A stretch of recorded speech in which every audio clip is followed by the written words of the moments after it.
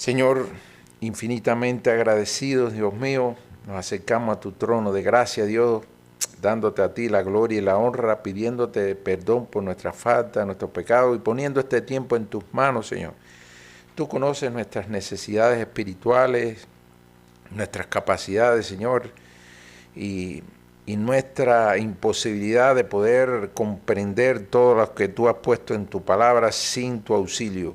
En esta hora, Dios mío, pedimos que tú nos des el discernimiento necesario y que nosotros podamos salir edificados a partir de tu palabra, Señor, y con el estudio de esta confesión de fe que estamos poniendo al conocimiento de tu iglesia, Señor. Te damos a ti la gloria y te pedimos que tú seas propicio con cada uno de nosotros y que aceptes este servicio como una grata ofrenda para gloria y honra tuya, Señor. En nombre de tu Hijo amado Jesucristo estamos orando. Amén. Bueno, hermano, el pastor había concluido ya el capítulo 6 de la confesión de fe, de la caída del hombre, del pecado y su castigo. Y hoy vamos a estar comenzando del pacto de Dios. Importante algunas cosas que pueden parecer simples a la vista, pero miren con qué cuidado la confesión de fe va tratando los temas.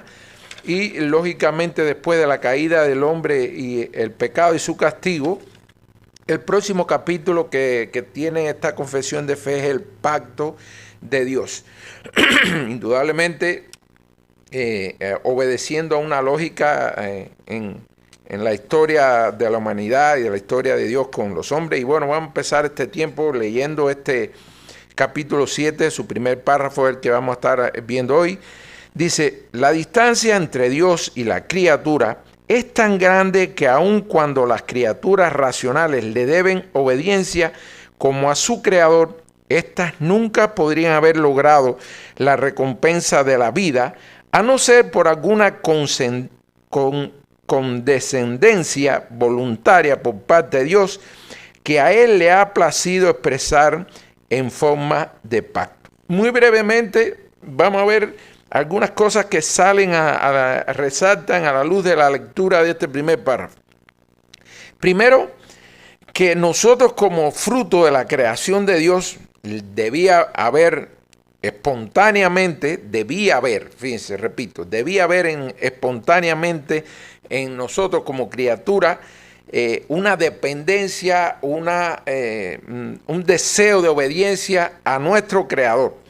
Por supuesto, también podemos tener a la luz clara a partir de estas ideas, dice, estas nunca podrían haber logrado la recompensa de la vida a no ser por alguna condescendencia voluntaria por parte de Dios. Dos cosas. Primero, es bueno ser obediente, sí, pero no suficiente como para nosotros lograr restablecer la relación rota entre Dios y los hombres a partir de la entrada en la vida del hombre del pecado. Y otra cosa es que Dios como creador nuestro no tiene ninguna obligación de restaurar esa comunión que hubo inicialmente. La confesión de fe se encarga de decirlo de esta manera, que ha sido, porque a él le ha placido expresar una forma en forma de pacto. Es decir, Dios no tenía más ningún compromiso, le dio al hombre todo lo necesario, el hombre le falló, ahí mismo Dios hubiera podido decir, bueno, te dejo a tu suerte, allá tú con tus problemas, sin embargo le plació, no porque nosotros lo mereciéramos, establecer un pacto para tratar de resolver el problema. Vamos entonces a ver de manera resumida lo que trata este párrafo que vamos a estar viendo hoy del pacto de Dios. Dice, la relación entre Dios y las criaturas, es decir, va a estar viendo, dice, la distancia entre Dios y la criatura es tan grande, es decir, la separación nuestra es tan grande y no solo por una posición física, sino en todo el ámbito de la palabra. Dice, la relación entre Dios y las criaturas se destaca que hay una gran distancia entre ambos y la necesidad de un acto voluntario de Dios. Es decir, tenía que nacer de Dios porque nosotros no nos merecíamos nada. Él no estaba obligado tampoco a hacer nada, nos dio todo lo que nos hacía falta, fallamos, y Él le plació establecer un pacto con las criaturas que pudieran restablecer esa conexión, esa relación rota que se había producido por el pecado. Dice, la distancia no solo es física o existencial, sino también intelectual, moral, espiritual, haciendo imposible que el hombre se acerque a Dios sin un acto divino voluntario. Ya habíamos visto en otra vez, incluso el pastor en las últimas predicaciones ha abordado el tema, es decir, el libre albedrío del hombre le permite decidir muchísimas cosas, hacer lo bueno, lo correcto, pero nunca va a poder elegir por sí mismo a Dios, porque solamente es Dios el que elige. Por tanto, si no hubiera sido por ese acto voluntario del Señor de establecer este pacto, nosotros estuviéramos en tinieblas todavía todos y condenados en la eternidad al infierno. Dice, la obediencia debida a Dios no es suficiente para una unión plena sin una intervención divina. Por eso decía, es bueno comportarse de manera correcta, agradarle a Dios con nuestras actitudes, sí, pero no es suficiente. Todavía nosotros podemos conocer a personas que son correctas en el trabajo, en el matrimonio, en las responsabilidades familiares, honestos, tener determinadas cualidades, aún así no le alcanza para poder acercarse a Dios porque depende de Dios y no del hombre. Dice, como dice la Biblia, para que nadie se gloríe. Dice, la necesidad de un pacto divino, Dios no necesita nada de las criaturas, pero elige acercarse a ellas. No tenía ninguna obligación con nosotros, nosotros éramos los eternos deudores del Señor, sin embargo, aún así, en esa condición el Señor elige establecer ese pacto para resolver la situación que había creado el pecado. Dice, visto de otra manera, este párrafo también dice que la obediencia que una criatura debe a su creador es esencial a su ser inalienable. Que el goce de la ternura y el amor del creador por la criatura se debe a la gracia libre y soberana y depende solo de la voluntad del Hacedor. Es decir, de nosotros no depende nada. Todo depende del Señor, que por su inmensa misericordia tuvo a bien establecer este pacto y tendernos un puente entre esa gran distancia que existe entre nosotros y Él. Dice que en el caso de los hombres y los ángeles le ha placido a Dios prometer sus beneficios trascendentales bajo ciertas condiciones a cuyas promesas condicionales se le llama pacto. Dice que en el primer pacto con la humanidad Dios trató con Adán como el representante de sus descendientes. Vamos a ver un poquitico más adelante qué cosa es un pacto en el mundo secular y qué es un pacto en la Biblia, y vamos a ver cómo Adán, en ese pacto inicial que hizo Dios con la humanidad, Adán era el representante nuestro ahí en ese pacto que estableció Dios con la humanidad.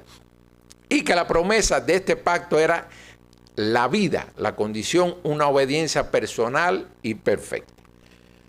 Miren, pudiéramos estar dedicando no sé cuántas clases a ver la gran distancia o la gran diferencia que existe entre Dios y los hombres. Yo quise resumir algunos basados en algunos atributos del Señor, pero pudiéramos agregar a eso muchísimos más, porque además, y quise reflejarlo, porque dice, la gran distancia entre Dios y las criaturas es tan grande que aun cuando las criaturas racionales le deben obediencia como su creador, estas nunca podrían haber logrado la recompensa de la vida, a no ser por alguna condescendencia voluntaria por parte de Dios. Bueno, ahí vamos a ver algunas cosas que nos dejan bien claro, incluso algunas que están respaldadas por algunos textos bíblicos. En el caso de Dios, dice, Dios habita en las alturas, infinitamente separado de lo creado, soberano sobre todo.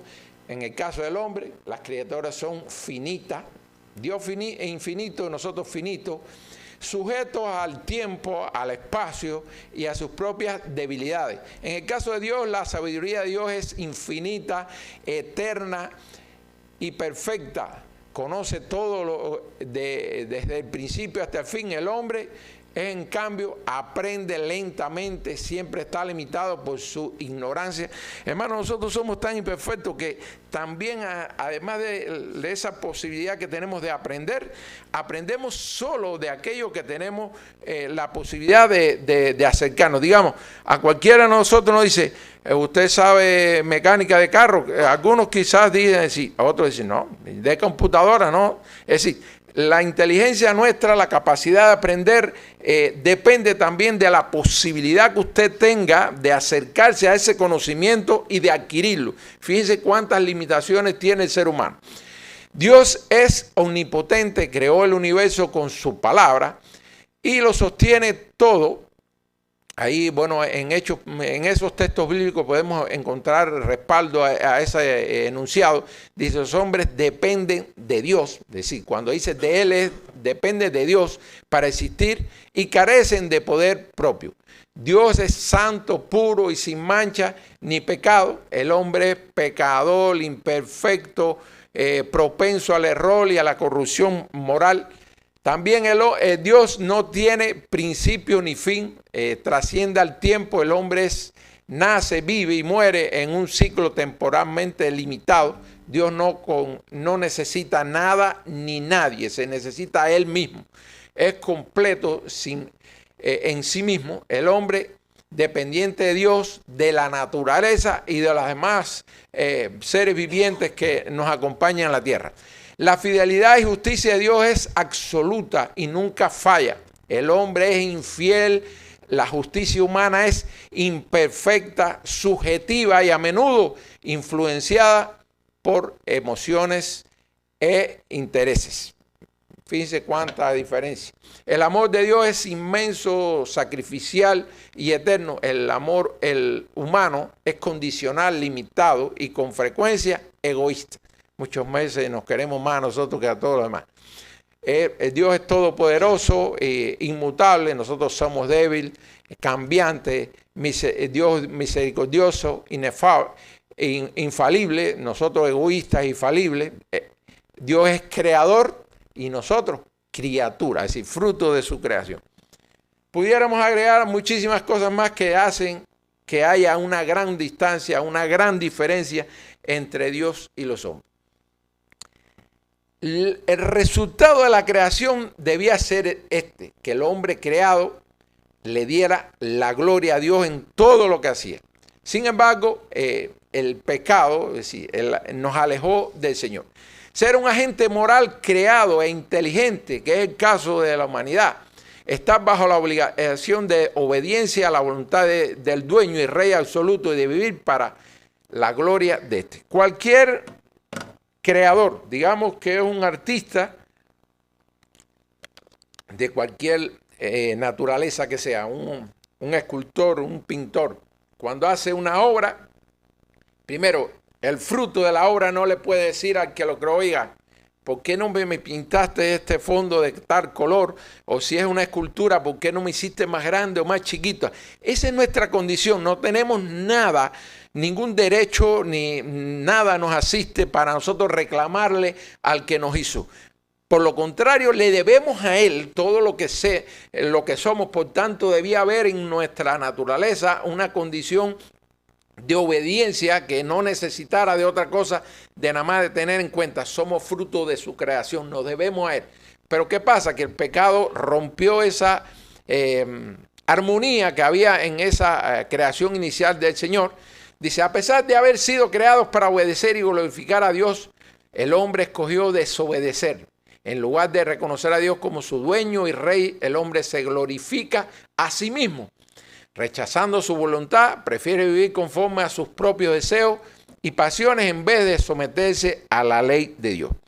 Ante esa situación tan deplorable que estaba el hombre en el momento que es separado de esa comunión de Dios, la única vía que tenía el hombre para poder salir de esa condición era depender de que Dios hiciera algo. La necesidad de un pacto divino era la única vía para restablecer una relación con Dios. Viendo un poquitico, creo que ya le hemos dado la suficiente información como para ver la pobre condición en que estaba la humanidad y la necesidad que Dios en su inmensa misericordia le plació expresar en forma de pacto una vía para darle solución a este desastre que tenía la vida humana. Dice, la distancia entre Dios y los hombres es tan grande que resulta imposible establecer una relación con Dios. El hombre no podía hacer nada, ni aún siendo obediente, tenía la posibilidad de restablecer la relación con Dios. Solo mediante una acción divina, lo que se llama condescendencia voluntaria. Condescendencia es que Dios se le plació, le tuvo a bien que naciera de él, no porque no lo mereciéramos, establecer este pacto para restablecer esta relación. La creación es un acto de gracia y no le concede ningún derecho a las criaturas para demandar mayor cantidad de ellas. Sí. Oye, bástate con la gracia que Dios nos dio. No tenemos ningún derecho, así como él le dijo a Pablo, bástate con mi gracia, cuando él estaba diciendo que le quitara el aguijón que lo estaba molestando. Así mismo, si nos puso un poquito más grande o más pequeño o más feo o más hermoso, ninguno tiene derecho a decirle, Dios, ¿por qué no me diste más de aquello? ¿Por qué no me diste menos del otro? Esto significa que Dios, por su propia voluntad y sin obligación, decide acercarse a nosotros, no porque lo mereciera. Dice, mire lo que nos dice Pablo en Hechos 17, de 24 a 25. Dice, Pablo explica que Dios no es servido por manos humanas como si necesitara de algo. Si Dios se necesita a Él mismo, de nosotros no necesita nada, porque es autosuficiente. Sin embargo, en su amor y gracia, establece un pacto, un acuerdo, mediante el cual nos ofrece la posibilidad de disfrutar de Él como nuestro mayor bien.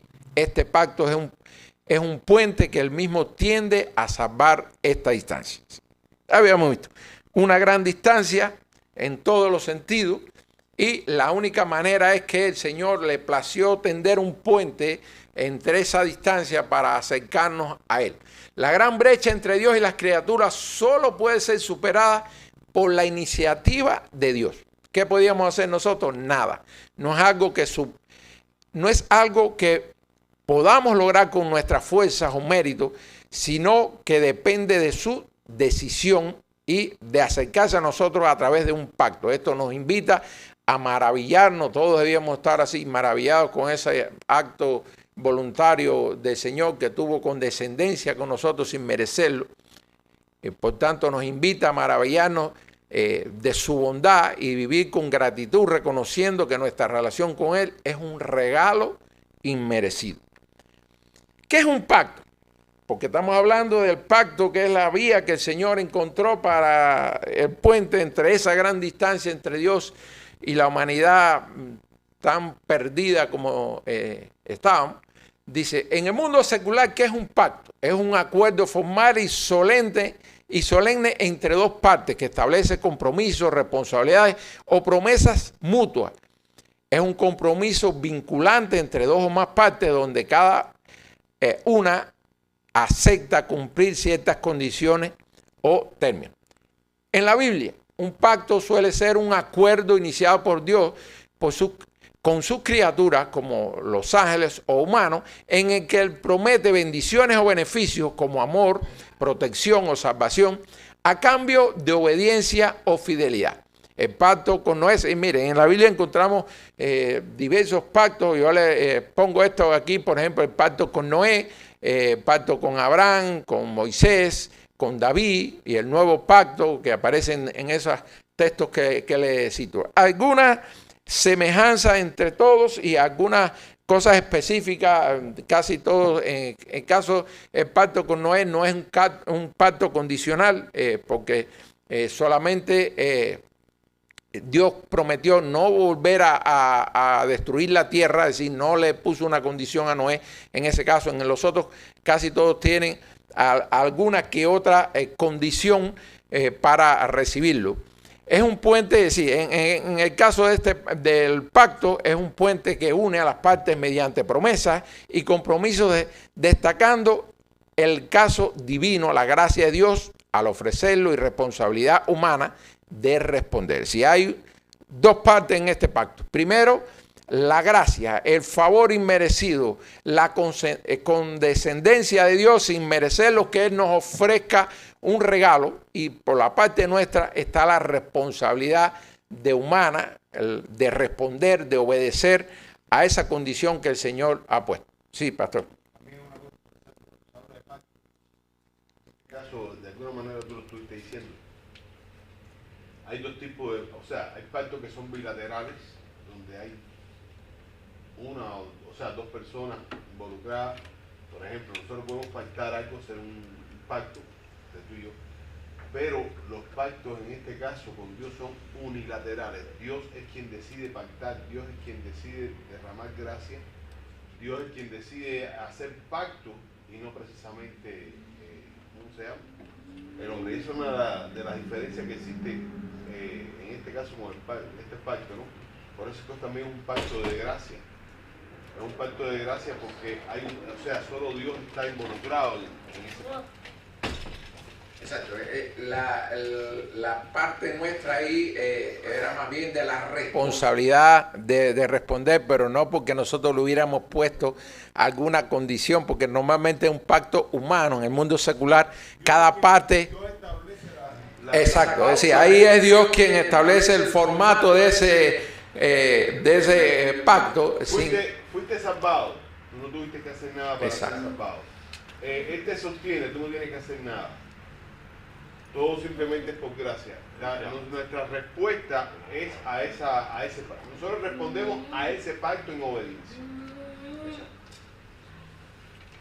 Bueno, específicamente este pacto, bueno, ya vimos en el mundo secular qué cosa es un pacto. En el caso de este pacto que podemos encontrar en la Biblia con Noé, con Moisés, con David, etcétera. Ahora, este pacto propiamente que estamos viendo es un pacto de ley y de obra, porque establecía una obediencia perfecta como condición. También se le llama pacto de vida, porque recuerde que decía, oiga, usted no come si come esto, si usted obedece es para vida, pero si comes del árbol que Dios le dijo que no comiera, era para muerte. Por tanto, se dice también que es un pacto de vida, porque la vida era prometida bajo la condición de obediencia. Es un pacto condicional, se llama también pacto legal porque exigía el cumplimiento literal de las demandas de la ley moral como la condición para alcanzar el favor de Dios. Dios trató con Adán como el representante de todos sus descendientes y en aquel momento el representante nuestro en ese pacto era Adán, era el que estaba ahí representando a la humanidad. Las partes son entonces Dios y Adán, pero como decía el pastor, es un pacto unilateral porque el que estableció las condiciones fue el Señor y nosotros no pusimos nada, solamente nos estaba pidiendo obediencia porque sencillamente ninguno podía poner, normalmente en el mundo secular cuando hay un pacto hay acuerdos de determinadas condiciones de ambas partes. En el pacto de Dios con los hombres es el Señor el que pone las condiciones y el que pone la estructura, la dinámica de cómo va a fluir ese pacto, las pone el Señor. Este pacto es una condescendencia voluntaria por parte de Dios, una promesa incondicional. Se nos acabó la clase, hermano. Hasta aquí creo que es un tema muy sencillo de la manera que lo presenta la confesión de fe. No por su sencillez deja de ser un tema profundo y que nos transmite esa gracia que recibimos del Señor sin merecerlo, aún habiendo esa gran distancia, esa gran diferencia entre nosotros y Él. Siendo nosotros tan inmerecedores de esa gracia, estando Dios sin compromiso con nosotros, no tenía ninguna obligación con nosotros, nos dio todo lo que necesitamos, fallamos, hubiera podido ser la posición del Señor, bueno, ya te di todo lo que te hacía falta, no lo aprovechaste, bueno, ahora te dejo a tu suerte. Sin embargo, el Señor le plació expresar en forma de pacto esta manera en que nos ofreció una vía para restablecer la relación con Él. Bueno, hermano, Les pido terminar este tiempo con una oración. Señor, gracias por este tiempo. Te pedimos perdón por nuestras faltas, nuestros pecados y ponemos en tus manos, Señor, nuestra mente, nuestro corazón, para que tú, Señor, a través de tu palabra sigas redarguyéndonos, Señor, edificándonos espiritualmente para honrarte en todo lo que hacemos. Dios mío, a través de tu palabra, que sea un instrumento para que nosotros crezcamos en fe y en obediencia. A ti te damos la gloria, Señor, en el nombre de Jesús. Amén.